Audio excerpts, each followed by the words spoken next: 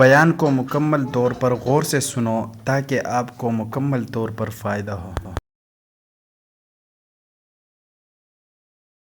ایک مرتبہ جرمنی جانا ہوا، شہر کا نام میں ارادتاً نہیں بتاؤں گا۔ تو وہاں ایک مرتبہ اس عاجز نے کچھ اللہ کی مدد، اللہ کی نصرت کے متعلق بیان کیا۔ بعد میں کھانے کا وقت آ گیا تو کھانے پہ ایک پاکستانی انجینئر صاحب ملے جو وہاں کافی عرصہ سے سیٹلڈ تھے۔ مجھے کہنے لگے جی میں آپ سے ایک بات عرض کروں۔ میں نے کہا کیا؟ کہنے لگے اللہ تعالیٰ مولویوں کی بڑی فیور کرتے ہیں۔ میں نے کہا بات تو سچ ہے۔ اب چونکہ کھانا کھا رہے تھے پھر وہ کھانا کھانے لگ گئے۔ پھر کچھ دیر کے بعد کہنے لگے جی اللہ تعالیٰ مولویوں کی بڑی فیور کرتے ہیں۔ اب میں نے دیکھوں ظاہر میں کہ وہ تو بے شک نہ داڑھی تھی نہ کچھ تھا، ایک عام جیسے انجینئر کی زندگی ہوتی ہے، ایک خوبصورت نوجوان تھا عام زندگی گزارنے والا۔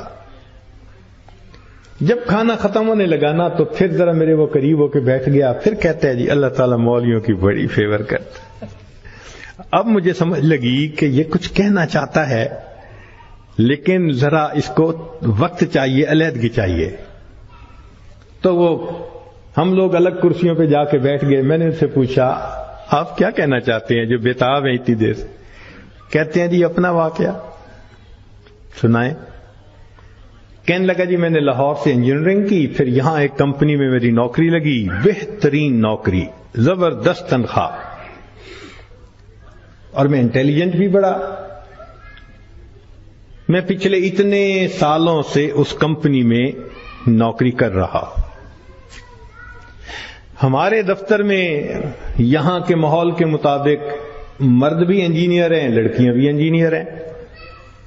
تو ایک لڑکی انجینئر جرمنی کی، وہ ہماری کولیگ تھی، اتنی خوبصورت تھی کہ دیکھ کے بندہ سوچتا تھا کہ اللہ نے ایسی بھی مخلوق پیدا کی ہے،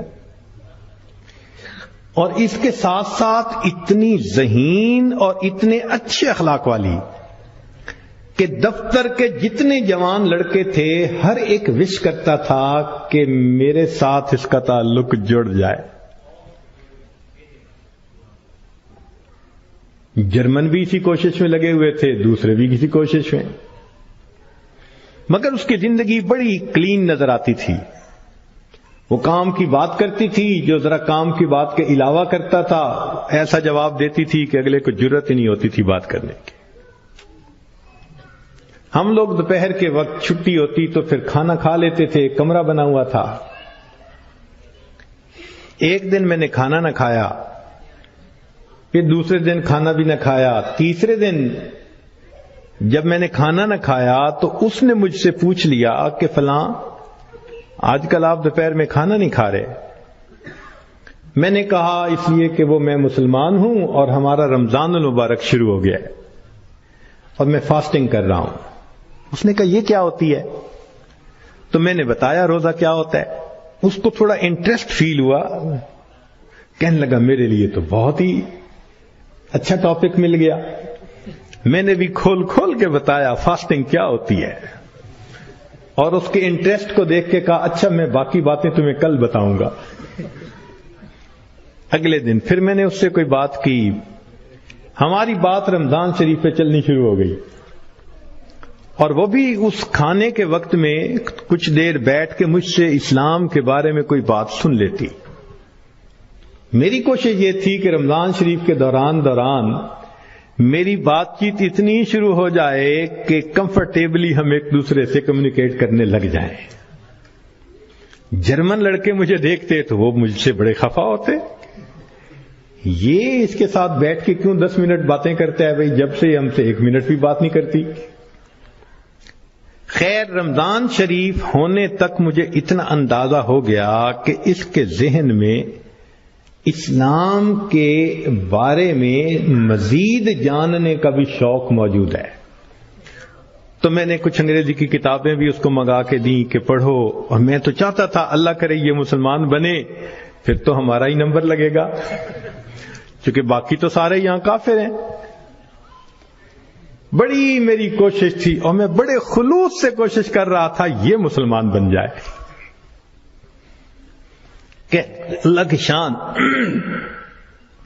کہ جو باتیں میں بتا سکتا تھا میں نے بتائیں، اور کچھ باتیں اس کو میں نے کہا کہ بھئی تمہارے قریب اگر کوئی مسجد ہے وہاں عالم ہے تو ان سے کوسچن پوچھ لو۔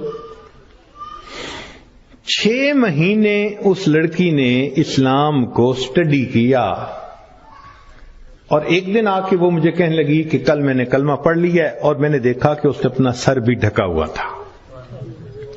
تو یہ اس بات کی دلیل تھی کہ یہ مسلمان بن چکی۔ میری تو خوشی کے انتہا نہیں تھی۔ میں نے عشاء کے بعد 10 رکعت شکرانے کے نفل پڑھے کہ یہ مسلمان بن گئی۔ میں کلیگ بھی ہوں، مسلمان بھی ہوں، اس کے پاس تو کوئی دوسری آپشن ہی نہیں ہے، تو اب میرا کام آسان ہو گیا۔ اب وہ جب موقع ہوتا نماز بھی پڑھتی، مگر زندگی چلتی رہی۔ سال میں ہمیں چھٹیاں ملتی تھیں جو اکثر وہاں کے مقامی لوگ یورپ میں ادھر ادھر بیچز پہ گزارا کرتے تھے۔ بات چلی کہ بھئی اس دفعہ چھٹیوں کا پروگرام کیا ہے؟ اس نے کہا کہ میرا ارادہ ہے کہ میں اس دفعہ ٹرکی جاؤں گی، سنیں وہاں بہت مسجدیں ہیں اور بہت علماء ہیں، میوزیمز ہیں، تو مجھے ذرا اسلام کو اور زیادہ سٹڈی کرنے کا موقع مل جائے گا۔ میں نے سوچا ترکی جائے گی تو میرا کیا فائدہ؟ اب میں نے اس کو آئیڈیا دیا، فوڈ فار تھاٹ۔ میں نے کہا تمہیں کیا پتا، اصل تو دین پاکستان میں ہے۔ اتنی مسجدیں ہیں، اتنے یہ علماء ہیں، اتنے فلاں ہیں۔ اب میں نے ایسی سہانی سٹوری اس کو سنائی کہ اس کو لگا کہ اگر مجھے دین سمجھنا ہے تو شاید وہاں انفارمیشن زیادہ مل سکیں گی۔ اور ادھر میں نے اپنی امی کو فون بھی کر دیا، امی میں کوشش کر رہا ہوں کہ یہاں سے ایک لڑکی آ جائے پاکستان، بس اس کو پھر آپ شادی کے لیے تیار کرنا، یہ آپ کا کام ہوگا۔ امی نے کہا بیٹا بات ہی کوئی نہیں۔ میری بہن ایک ایم اے انگلش تھی، ایک ایم اے اکنامکس تھی، بہنوں نے بھی کہا تم ایک دفعہ لے آؤ اس کو، ہم اس کو تیار کر لیں گی، مسئلہ ہی کوئی نہیں۔ اب میری کوشش کہ کسی طرح یہ سفر کرے۔ 2-3 دن وہ سوچتی رہی، پھر اس نے کہا کہ اچھا ٹھیک، میں نے ارادہ کیا ہے کہ ان چھٹیوں میں پاکستان جاؤں گی، مگر میں اپنی ارینجمنٹ خود کروں گی، تم فلائٹ نمبر بس بتا دو کب جا رہے ہو۔ تو میں نے کہا ٹھیک۔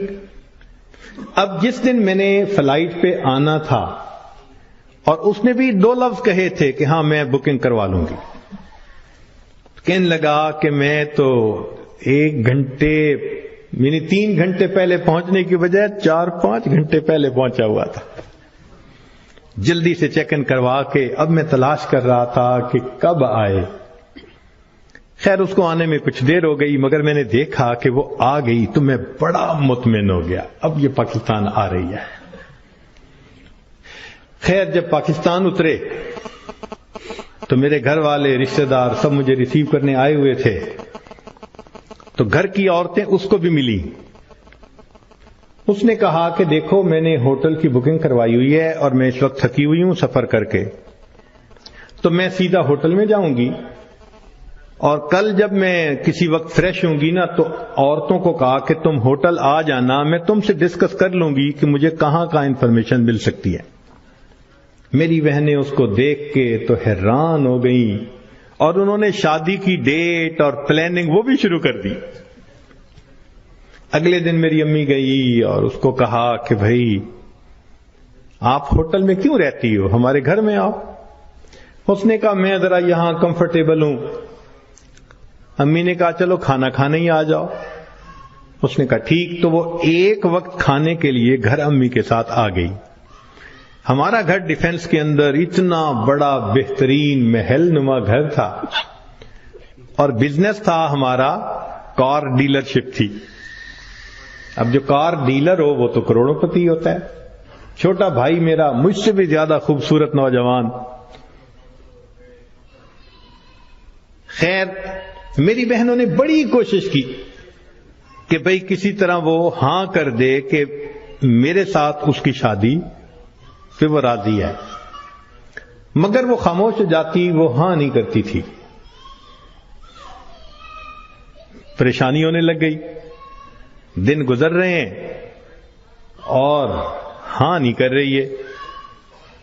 تو کہنے لگے کہ ایک دن جو ہے امی نے کہا کہ بیٹا اگر تم سے وہ راضی نہیں تو تمہارا چھوٹا بھائی بھی تو ہے، ہم اس کی آپشن دے دیتے ہیں۔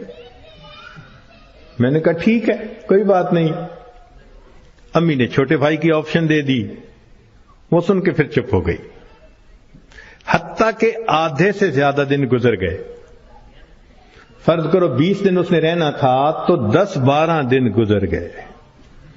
اب امی کو ذرا فکر ہونے لگ گئی کہ یہ نہیں مانے گی۔ ہم پریشان بھی تھے۔ اللہ کی شان، ایک دن وہ امی کے ساتھ بیٹھی بات چیت کر رہی تھی، کچھ کہنے لگا میرے ایک چچا ہیں، تبلیغی بندے ہیں، سارا دن مسجد میں پڑے رہتے ہیں اور کام ہی کوئی نہیں ان کو۔ ان کا ایک بیٹا ہے اور اس بیٹے کو انہوں نے جامعہ اشرفیہ سے مولوی بنا دیا۔ وہ چونکہ میرے امی کے قریبی رشتہ دار ہیں تو وہ نوجوان ہمارے گھر آیا امی کو کوئی چیز دینے کے لیے۔ تو اس لڑکی کی ذرا دور سے نظر پڑ گئی کہ ایک بندہ ہے، داڑھی والا بھی ہے، ٹوپی بھی ہے اور وضاقتہ بھی دینی ہے۔ اس نے میری امی سے پوچھ لیا یہ کون ہے؟ اس نے کہا یہ میرے دیور کا بیٹا ہے، عالم ہے۔ اس نے کہا اچھا میں نے جو کچھ مسئلے پوچھنے تھے وہ میں اس سے پوچھ سکتی ہوں؟ امی نے کہا ہاں۔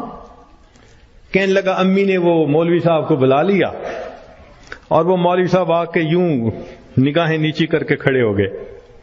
یہ اس نے 1-2 باتیں پوچھی، اس نے آگے سے جواب دیا اور جیسے روٹھا ہوا بندہ ہوتا ہے وہ مولوی صاحب چلے گئے۔ اس نے جاتے ہوئے اس سے پوچھ لیا کہ بھئی اگر کوئی اور بات پوچھنی ہو تو آپ کا ٹیلی فون نمبر، اس نے ٹیلی فون نمبر دے دیا۔ 1-2 دن ٹیلی فون پہ یہ اس سے بات کرتی رہی۔ کہنے لگے کہ چوتھے دن ہمیں پتا چلا کہ لڑکی نے اس سے خود بات کی، کیا تم مجھ سے نکاح کرنا چاہتے ہو؟ کہنے لگے مولوی صاحب نے جواب دیا میں ابو سے پوچھوں گا۔ ابو سے پوچھوں گا۔ اس نے ابو سے پوچھا۔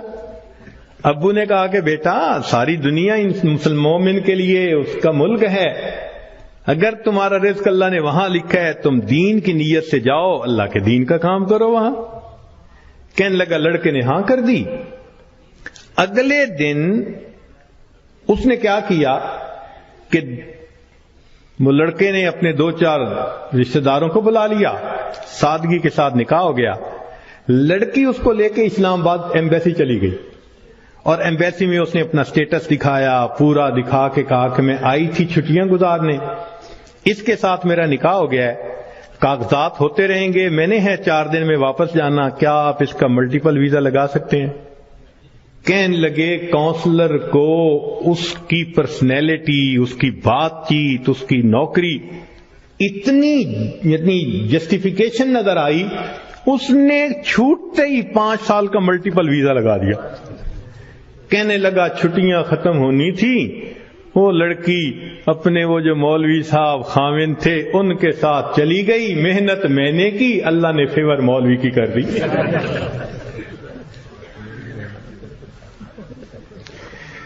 وَهُوَ يَتَوَلَّى الصَّالِحِينَ، وہ اللہ نیکوکاروں کا سرپرست ہے۔